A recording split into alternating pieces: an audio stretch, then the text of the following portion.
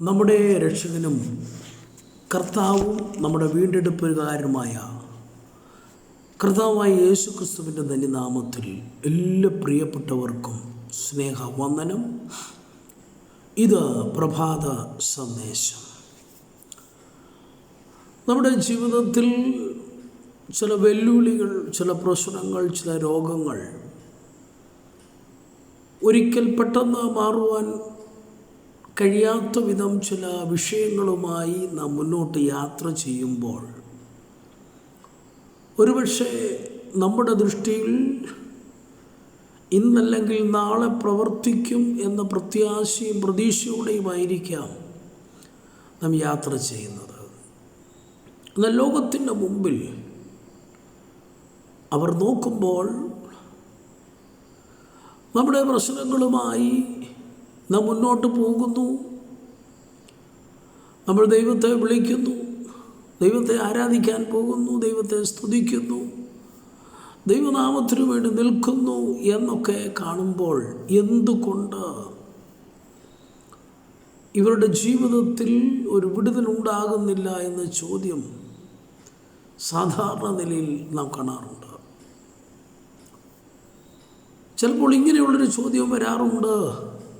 3-ാം സങ്കീർത്തനം അതിലെ 2-3 വാക്യങ്ങളിലേക്ക് നാം വരുമ്പോൾ അവിടെ ഇങ്ങനെ കാണുന്നു, അവന് ദൈവത്തിങ്കൽ രക്ഷയില്ല എന്ന് എന്നെക്കുറിച്ച് പലരും പറയുന്നു.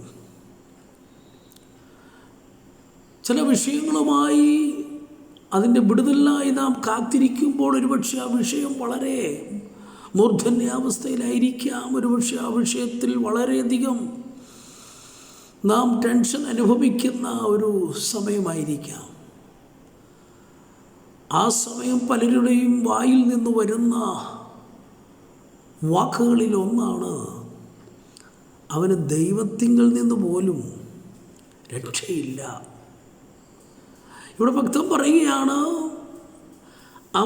ലോകക്കാർ പറയുകയാണ്, അവന് ദൈവത്തിങ്കൽ നിന്ന് രക്ഷയില്ല എന്ന് എന്നെക്കുറിച്ച് പലരും പറയുന്നു. ഒരാളല്ല, പലരും പറയുകയാണ്. അവൻ ഈ ദൈവത്തിൽ ആശ്രയിച്ചിട്ട്, അവൻ ഈ ദൈവത്തെ സ്തുതിച്ചിട്ട് അവൻ ദൈവത്തിൽ നിന്ന് പോലും രക്ഷയില്ല എന്ന് പറയുന്ന ആ വാക്കുകൾ കേൾക്കുമ്പോൾ ഏറെ വേദനാജനകമായ അനുഭവത്തിലൂടെ നാം യാത്ര ചെയ്യുമ്പോൾ ഈ ദിവസങ്ങളിൽ നമ്മുടെ വേദനകളെല്ലാം മാറ്റുന്ന, നമ്മുടെ പ്രശ്നത്തിനൊക്കെ പരിഹാരം നൽകുന്ന ഒരാശ്വാസ വാക്കാണ് ഇതിൻ്റെ 3-ാം വാക്യത്തിൽ നമ്മൾ കാണുന്നത്. നീയോ യഹോവേ എനിക്ക് ചുറ്റും പരിചയവും എൻ്റെ മഹത്വവും എൻ്റെ തല ഉയർത്തുന്നവനുമാകുന്നു.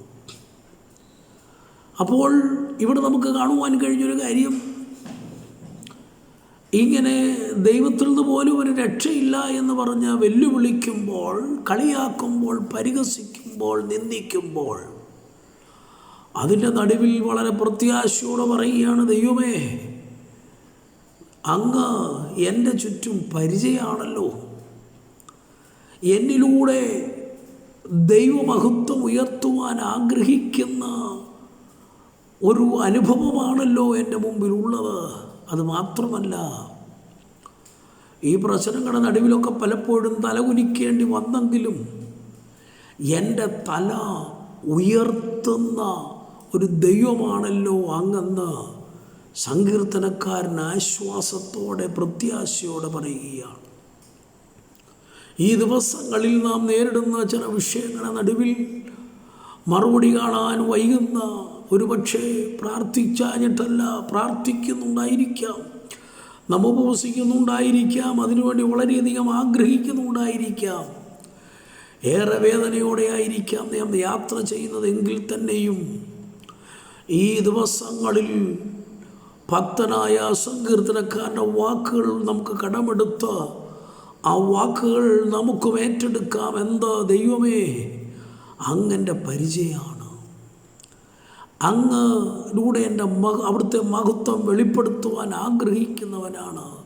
എന്നെ ലജ്ജിപ്പിക്കുന്നൊരു ദൈവമല്ല, എന്നെ സൂക്ഷിക്കുന്ന, സംരക്ഷിക്കുന്ന, എനിക്ക് തക്ക സമയത്ത് വിടുതൽ നൽകുന്ന ഒരു ദൈവമാണ് അങ്ങ്. അതുമാത്രമല്ല, ഞാൻ തല കുനിച്ച് നടക്കുന്നെങ്കിലും എൻ്റെ തല ഉയർത്തിപ്പിടിച്ചുകൊണ്ട് അഭിമാനത്തോടെ അന്തസ്സോടെ ആമേൻ നടക്കുവാൻ തക്കവണ്ണമുള്ളൊരു ദൈവിക പ്രവൃത്തി എൻ്റെ ജീവിതത്തിൽ ഉണ്ടാകുമെന്ന് സങ്കീർത്തനക്കാരൻ പറയുന്നുവെങ്കിൽ, നമ്മുടെ ജീവിതത്തിലും തല ഉയർത്തിപ്പിടിച്ചുകൊണ്ട് അഭിമാനത്തോടെ നടക്കുവാൻ ഈ ദിവസങ്ങളിൽ ദൈവം നമ്മെ സഹായിക്കട്ടെ എന്ന് പ്രാർത്ഥിക്കുന്നു. ദൈവം നമ്മെ അനുഗ്രഹിക്കട്ടെ.